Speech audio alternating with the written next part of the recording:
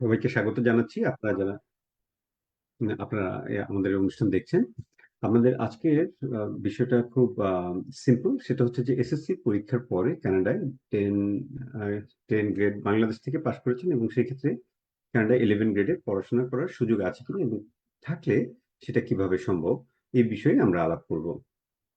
আমরা মূল আলোচনায় চলে যাওয়ার আগে আমরা দেখে নিচ্ছি যে আমাদের যে যে কোশ্চেনগুলি আছে সেই কোশ্চেনগুলি আমরা এখানে আমাদের ওয়েবিনারে সেট করে নিয়েছি। সো আমরা প্রথমে চলে আসি যে আসলে এসএসসি পরীক্ষা কত থাকলে, অর্থাৎ রেজাল্ট কি থাকলে আপনারা কানাডায় আপনি আসতে পারছেন এবং সেই ক্ষেত্রে আপনার কি কি সুবিধা এবং অসুবিধা আছে, আর হচ্ছে কি টাইপের খরচ আসবে এবং কত সময় লাগে, ইত্যাদি বিষয়গুলি নিয়ে আমরা আলাপ করব। উম, আমাকে আপনি রাবির সাহেব, আপনার যদি প্রশ্ন থাকে আপনি এখানে করতে পারেন, আর আপনারা অন্যান্য যারা আমাকে প্রশ্নগুলি করেছেন আমি প্রশ্নগুলির এক এক করে জবাব দিব। তবে আমি তার আগে চলে যাচ্ছি হচ্ছে মূল আলোচনায়। কারণটা হচ্ছে মূল আলোচনা করলে আপনাদের যে সুবিধাটা হবে সেক্ষেত্রে আপনি অনেকগুলি প্রশ্নের উত্তর অটোমেটিক্যালি পেয়ে যাবেন। ওকে, তো প্রথমেই আসি, সেটা হচ্ছে যে কানাডা পড়াশোনার জন্য কি টাইপের যোগ্যতা লাগবে। যোগ্যতার দিকটা হচ্ছে যে আপনার এসএসসি পরীক্ষায় অবশ্যই মিনিমাম আউট অফ 5 আপনাকে 3 পেতে হবে। এটা হলে আপনার জন্য সুবিধা হয়। এর নিচে হলেও আপনি অ্যাপ্লাই করতে পারছেন, কিন্তু খুব ভালো মানের স্কুলগুলিতে আপনার পড়াশোনা করার সুযোগটা একটু কমে আসবে। এখানে দুই টাইপের স্কুল আছে, সেই স্কুলিং এর আইডিয়াটা একটু দিই। সেই দুই টাইপের স্কুল হচ্ছে, একটা হচ্ছে প্রাইভেট স্কুল আর একটা হচ্ছে পাবলিক স্কুল।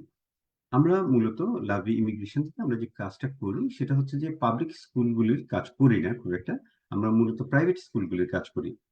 আচ্ছা, যুক্তিটা কি যে কেন আমরা পাবলিক না করে শুধু প্রাইভেট গুলি করছি? কারণটা হচ্ছে প্রাইভেট স্কুলগুলিতে আপনার মাত্র স্টুডেন্টের সংখ্যা খুবই কম থাকে, সেটা রাফলি এক একটা ক্লাসে বিটুইন 15 থেকে 25 জন থাকে ম্যাক্সিমাম। যে কারণে আপনার সন্তান খুব ইন্ডিভিজুয়াল একটা টেক কেয়ার পাচ্ছে। এই কারণে আমরা প্রাইভেট স্কুলগুলির কাজ করি। পাবলিক স্কুলগুলিতে যদি আপনি এভাবে কম্পেয়ার করেন যে কত স্টুডেন্ট থাকে, সেক্ষেত্রে কিন্তু অনেকগুলি ক্লাসে আছে 30-র উপরেও কিন্তু স্টুডেন্ট থাকে। তার মানে ইন্ডিভিজুয়াল যেই টেক কেয়ারটা সেটা কিন্তু পাবলিক স্কুলগুলিতে খুব একটা পাওয়া যায় না। এখন আসেন যে টিউশন ফি কত। টিউশন ফি হচ্ছে যে আপনার প্রাইভেট স্কুলগুলিতে, শুধু টিউশন ফির কথা বলছি, পার ইয়ারে বিটুইন 16,000 থেকে শুরু করে 85,000-এর মধ্যে কোন একটা অ্যামাউন্ট। আচ্ছা, এতটা কেন ভ্যারি করে? এটা লজিকটা হচ্ছে যে আপনি যদি থাকা খাওয়া সহ নেন, থাকা খাওয়াটা শুধুমাত্র নর্মালি আপনার গ্রেড 9, 10, 11, 12 এই চারটা গ্রেডই হয়।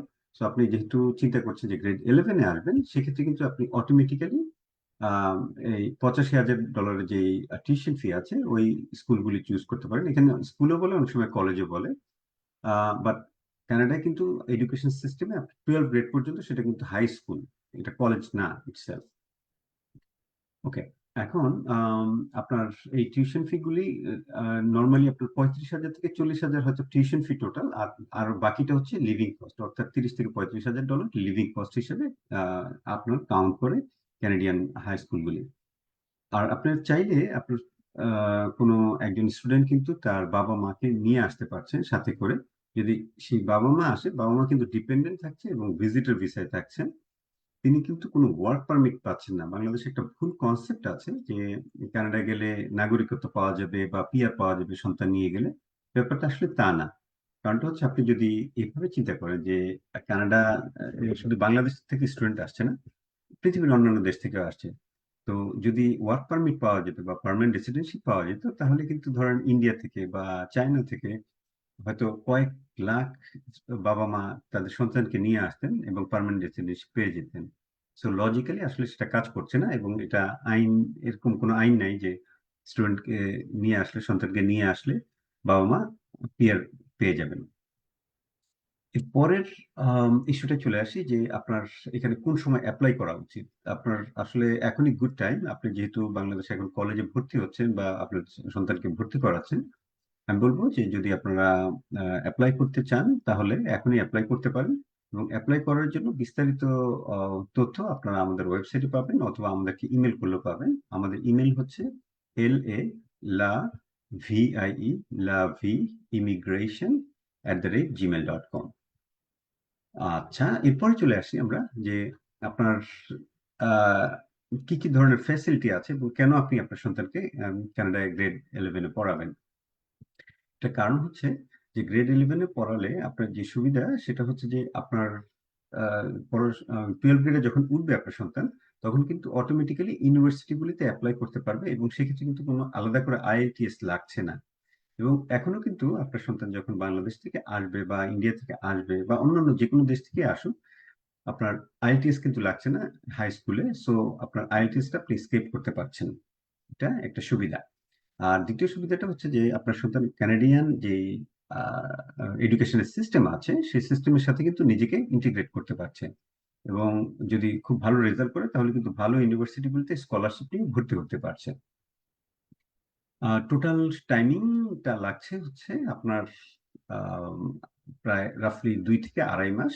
সো এখন যেহেতু বাংলাদেশে একটু পরে জুন মাস হয়ে যাবে। সো জুনে যদি আপনি শুরু করেন, জুন জুলাই এরকম, তার মানে হচ্ছে আহ, যে সেপ্টেম্বরে যে সেশনটা আছে সেই সেশন অটোমেটিক্যালি ধরতে পারছে। কারণ নর্মালি হাই স্কুলগুলিতে সেশন শুরু হয় হচ্ছে সেপ্টেম্বরে। আম, এর পরের ইস্যুটা হলো যে বাবা মা এখানে থাকবেন এবং কিভাবে থাকবেন।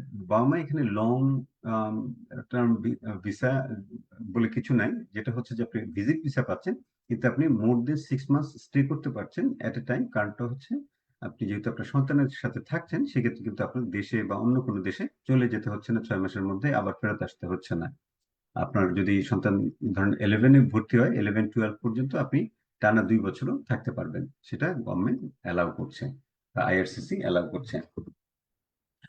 আম, এরপরে হচ্ছে আপনার পরবর্তী ইস্যু হলো যে আপনার বাবা মা কতদিন থাকতে পারছেন। বাবা মা কিন্তু আসলে যখন গ্রেড 11 শেষ হয়ে যাবে, সরি 12 শেষ হয়ে যাবে, তারপরে কিন্তু আপনার সন্তান অ্যাডাল্ট হয়ে যাচ্ছে, সেক্ষেত্রে আর অ্যাডাল্ট হওয়ার পরে কিন্তু মা আর ডিপেন্ডেন্ট হিসেবে থাকতে পারছে না ছেলে বা মেয়ের সাথে, সেক্ষেত্রে তাকে চলে আসতে হবে। আম, এবার আসি বাবা মায়ের ওয়ার্ক পারমিটের ইস্যুটা। বাবা মা যেহেতু ওয়ার্ক পারমিট পাচ্ছেন না, সেক্ষেত্রে কি পাচ্ছেন, সেক্ষেত্রে শুধু ভিজিটর হিসেবে থাকতে পারছেন। আর যদি বাবা মা মনে করেন যে তারা তারা এখানে পার্মানেন্ট হতে চান, তাহলে আপনাকে কয়েকটা পাথওয়েতে আসতে হবে। নাম্বার 1, সেটা হতে পারে স্টাডি। তার মানে বাবা মা চাইলে স্টাডি করতে পারেন ইন্টারন্যাশনাল স্টুডেন্ট হিসেবে। এখানে একটা চমৎকার বিষয় আছে, সেটা হচ্ছে যদি বাবা মা আপনার এখানে স্টুডেন্ট হন, বাবা অথবা মা, সেক্ষেত্রে কিন্তু আপনার অটোমেটিক্যালি সন্তান কিন্তু আপনার আর সন্তানকে প্রাইভেট স্কুলে কষ্ট করে পড়াতে হবে না। সেক্ষেত্রে আপনি ট্রান্সফার করে পাবলিক স্কুলে নিয়ে যেতে পারবেন এবং আপনার সন্তান যদি 18 বছরের নিচে, অবশ্যই নিচে হয়, তাহলে উনি কিন্তু ফ্রি অফ কস্টে পড়তে পারছেন। আম, এটা হচ্ছে স্টাডি। দ্বিতীয়টা হচ্ছে আপনার স্টাডি করতে হলে আপনাকে কিন্তু আইএলটিএস এর যে রিকোয়ারমেন্ট আছে সেটা ফুলফিল করতে হচ্ছে। থার্ড হচ্ছে ওয়ার্ক পারমিট। ওয়ার্ক পারমিটে কি আপনি থাকতে পারছেন? ইয়েস। আপনি যখন স্টুডেন্ট হবেন তখন অটোমেটিক্যালি মাস্টার ডিগ্রি করে যে 24 ঘন্টা কাজ করতে পারবেন in a year, sorry in every week. আর ফাইনালি সেটা হচ্ছে যে আপনি আপনার স্পাউসকেও কিন্তু চাইলে সেক্ষেত্রে আনতে পারবেন ভবিষ্যতে, এবং তিনি কিন্তু ওপেন ওয়ার্ক পারমিট পাবেন। আর আপনার পার্মানেন্ট রেসিডেন্ট হতে গেলে আপনার আফটার 2 ইয়ার্স অফ স্টাডি অর্থাৎ মাস্টার শেষ করতে হবে এবং আপনি 3 বছর ওয়ার্ক পারমিট পাবেন। এই সময়ের মধ্যে আপনার একটা প্রফেশনাল জব নিতে হবে এবং সেই জবের এগেনস্টে আপনি অ্যাপ্লাই করতে পারছেন, অর্থাৎ ক্যানাডিয়ান ওয়ার্ক এক্সপিরিয়েন্স দিয়ে আপনি কিন্তু পিআর এর সুযোগ পাচ্ছেন কানাডায়। এখন আসি, সেটা হলো যে আপনার যদি কয়েকজন সন্তান থাকে সেক্ষেত্রে কি করতে পারেন। আমি বলবো যে যদি আপনি পার্মানেন্ট হওয়ার জন্য, যেহেতু প্রথম পাথওয়েটা বললাম যে আপনার স্টাডি পারমিটের ব্যাপার আছে, সেই সাথে কিন্তু আপনি চাইলে এন্টারপ্রেনার হতে পারেন, অর্থাৎ কোনো একটা এক্সিস্টিং কোনো একটা বিজনেস কিনতে পারেন, অথবা আপনি কোনো ব্র্যান্ড নিউ সুন্দর আইডিয়া নিয়ে আসতে পারেন, যেটা দিয়ে যেটাকে বলে স্টার্ট আপ ভিসা। সেই স্টার্ট আপ ভিসাও কিন্তু আপনি নিজেকে খাপ খেয়ে নিতে পারেন। আর ফাইনালি আপনি যদি মনে করেন যে স্টাডি অথবা আম, আপনার এন্টারপ্রেনারশিপে না যাবেন, সেক্ষেত্রে কিন্তু আপনি নিজে ওয়ার্ক পারমিটে কনভার্ট করতে পারেন। এই প্রত্যেকটা ভিসা কনভার্সনের সিস্টেমটাই কিন্তু সালের ফেব্রুয়ারি 28 তারিখ পর্যন্ত আছে। সো সেই অ্যাডভান্টেজটা আপনারা চাইলে নিতে পারেন। তার মানে আমি একটু যদি কনক্লুশন ড্র করি, সেটা হচ্ছে যে কোনো প্যারেন্টস যদি এখানে আসেন ওয়ার্ক পারমিটে যদি ওনারা যেতে চান, সেক্ষেত্রে কিন্তু তাদের মিনিমাম এইচএসসি লাগবে। তার মানে হচ্ছে 12 গ্রেড, এবং সেই সাথে কোনো একটা ওয়ার্ক এক্সপিরিয়েন্স লাগবে, যাতে করে ক্যানাডার যেই জবটা করবেন সেই জবটার সাথে যেন তিনি খাপ খেয়ে নিতে পারেন। এবং আইটিএস এবং ইসিএ মাস্ট। আপনার আইটিএস কত লাগবে? নর্মালি 5 লাগে ওয়ার্ক ভিসায়, বা 4.5 হলেও কিছু কিছু ভিসায় সম্ভব। তবে সেক্ষেত্রে অবশ্যই তার ওয়ার্ক এক্সপিরিয়েন্স থাকতে হবে। এবং ক্যানাডায় LMIA, labour market impact assessment, এই LMIA জব হতে হবে, এটা যে কোনো জব হলে হবে না। তবে কিছু এক্সেপশন আছে, এক্সেপশন নিয়ে আমরা হয়তো পরবর্তী অন্য কোনো ভিডিওতে আলাপ করবো। আবার চলে আসি যে সন্তানের গ্রেড 11-এর স্টাডি পারমিটের ব্যাপারে। আম, আপনার হ্যাঁ, ক্যানাডিয়ান সিস্টেমে আসলে যেহেতু মোস্টলি শুরু হয় হচ্ছে সেপ্টেম্বরে এবং শেষ হয় হচ্ছে জুনে, এই সময়টায় আপনার সন্তান কিন্তু একটা ভালো এডুকেশনের সুযোগ পাচ্ছে। এবং আপনার স্কুলগুলি কিন্তু মাল্টি ন্যাশনাল মাল্টিকালচারাল স্টুডেন্টরা এখানে আসে। সেক্ষেত্রে আপনার মেইন সুবিধাটা হবে যে আপনার সন্তানের কিন্তু এলিজিবিলিটি আপনার খুব সুন্দর করে প্রিপারেশন নিতে পারছে। এবং আমি বলবো যে এটা একটা চমৎকার ইস্যু যে আম, আপনার সন্তান খুব সুন্দর করে খাপ খাইয়ে নেয়ার যে ব্যাপারটা, সেটা কিন্তু করতে পারছে। সেটাই খুবই ইম্পর্টেন্ট। ওকে, আমরা এবার চলে যাই হচ্ছে যে কিছু কোশ্চেন আসছে সেইগুলির ব্যাপারে। প্রথমত উনি একটু দেখে নিন। একজন প্রশ্ন করেছেন যে ইসিএ কি? ইসিএ হচ্ছে educational credential assessment. That means যে আপনি যখন কানাডায় আপনি ক্লেম করছেন যে ধরুন আপনি বাংলাদেশ থেকে আসছেন এবং আপনি ক্লেম করছেন যে আপনার মাস্টার ডিগ্রি করা আছে, সেই মাস্টার ডিগ্রি কি কানাডার মাস্টার ডিগ্রি ইকুইভ্যালেন্ট কিনা সেটা জানার একটা প্রক্রিয়াই হচ্ছে ইসিএ, এডুকেশনাল ক্রেডেনশিয়াল অ্যাসেসমেন্ট। অর্থাৎ আপনার এডুকেশনটা কতটা ক্রেডেনশিয়াল কানাডায়, সেটার একটা অ্যাসেসমেন্টের বডি আছে, অনেকগুলি বডি আছে। আপনারা ওয়েবসাইটে সেটা দেখে নিতে পারেন, বা আমরা পরবর্তীতে লিঙ্ক দিয়ে দিব এখানে ইসি এর জন্য। তারপরের প্রশ্নে চলে যাই। আরেকজন প্রশ্ন করেছেন যে ইসিএ কি এডুকেশনাল সার্টিফিকেট অ্যাসেসমেন্ট কিনা? ইয়েস। সেটা হচ্ছে যে আপনার যে এডুকেশন আছে সেটার আপনার ইকুইভ্যালেন্সি কি কানাডায়, সেটা জাজ করাটাই হচ্ছে আপনার ইসিএ। আপনার কিভাবে, এটা শুধু কানাডার থেকেই হয়, সো অন্য কোনো কান্ট্রি থেকে হয় না। যেহেতু কানাডার জন্য আপনি করবেন, সো সেই ক্ষেত্রে আপনার ইসিএ করার জন্য আহ, যে বডিগুলির কথা একটু আগে মেনশন করছিলাম, আমরা বডিগুলির একটা লিঙ্ক দিয়ে দিব, যাতে করে আপনারা সেই ব্যাপারটা ক্লিয়ার থাকেন এবং কিভাবে করতে পারেন সেটা জানতে পারেন। ওকে, পরবর্তী আরেকটা প্রশ্নে চলে যাই যে আমার পার্মানেন্ট, আচ্ছা আপনার পার্মানেন্ট রেসিডেন্ট হতে কতদিন লাগবে? না, আপনাকে ধন্যবাদ প্রশ্নের জন্য, কিন্তু আসলে আহ, আপনি সাথে সাথে এখানে পার্মানেন্ট রেসিডেন্ট হওয়ার কোনো সম্ভাবনা নেই আপনি যখন সন্তানকে নিয়ে আসবেন। সম্ভাবনা যেটা আছে সেটা হচ্ছে আমি যেটা একটু আগে বলছিলাম আপনাকে, হয়তোবা এডুকেশন পাথওয়ে, অথবা এন্টারপ্রেনারশিপ, অথবা স্টার্ট আপ, অথবা আপনি চাইলে ওয়ার্ক পারমিট, কোনো একটা ভিসায় কনভার্ট করতে হবে আগে নিজেকে। কনভার্ট করতে পারলে তাহলেই পারছেন। এবং সেটা কিন্তু সাথে সাথে না, সেটা হচ্ছে আপনি আগে কনভার্ট করছেন, এখানে কাজ করছেন অথবা আপনার বিজনেস করছেন, করার পরবর্তীতে গিয়ে একটা নির্দিষ্ট সময় পরে গিয়ে পিআর অ্যাপ্লিকেশনের জন্য প্রসেস করতে পারবেন, সাথে সাথে পাচ্ছেন না ভাই। ওকে, পরবর্তী আরেকটা প্রশ্ন দেখে নিই। Thank you, interesting questions. যে দেখা যাচ্ছে আরেকজন লিখেছে যে আমার সন্তান খুব ভালো রেজাল্ট করেনি, সেক্ষেত্রে কি পসিবল কিনা? ইয়েস। আমি যেটা প্রথমে বলছিলাম যে আউট অফ 5-এ যদি অ্যাটলিস্ট 3 পায়, তাহলে আমার মনে হয় আপনারা প্রসেস করেন। কিন্তু খুব যদি উনি কমান না বুঝেন, আপনার সন্তান এখানে ইংলিশের মিনিমাম কমানটা যদি না বুঝেন, তাহলে কিন্তু তার জন্য খুবই সমস্যাদায়ক যে উনি কি করবেন সেক্ষেত্রে এসে। তো আমি বলবো যে ইয়েস, যদি পসিবিলিটি আপনারা নিতে চান এবং সুযোগ নিতে চান, তাহলে অবশ্যই কিছুটা হলেও আপনার সন্তানকে ইংলিশের জন্য রেডি করেন, বা আপনার এখন স্পোকেন ইংলিশ আছে বা আইটিএস আছে, সেটার জন্য প্রিপারেশন নিতে পারেন, যেহেতু আপনার সময় আছে, প্রায় প্রায় না, সেপ্টেম্বর পর্যন্ত সময় আছে। তো সেই সময়টা নেন এবং নিয়ে সন্তানকে ইংলিশের জন্য প্রিপেয়ার করান। সেটা একটা খুব জরুরি ইস্যু। কারণ আপনার ইংলিশের যদি প্রফিসিয়েন্সি না থাকে, তাহলে কিন্তু সেই ছেলে বা মেয়ে কিন্তু এখানে এসে বিপদে পড়বে এবং ফ্রাস্ট্রেট হয়ে যাবে। হয়তোবা চিন্তা করবে যে অন্যান্যরা পারছে, আমি পারছি না কেন। সো এই ফ্রাস্ট্রেশনের দিকে যাওয়া যাবে না, বরং খুব ইজি ওয়েতে যাতে এবং সুন্দর ওয়েতে যাতে উনি আপনার সন্তান এখানে পড়াশোনা করতে পারে, সেই ব্যাপারটাই আপনাকে লক্ষ্য রাখতে হবে। আরেকজন আরেকটা প্রশ্ন করেছেন, আমি একটু প্রশ্নটা আগে একটু পড়ে নিই, তারপর ক্যান্সেল করছি।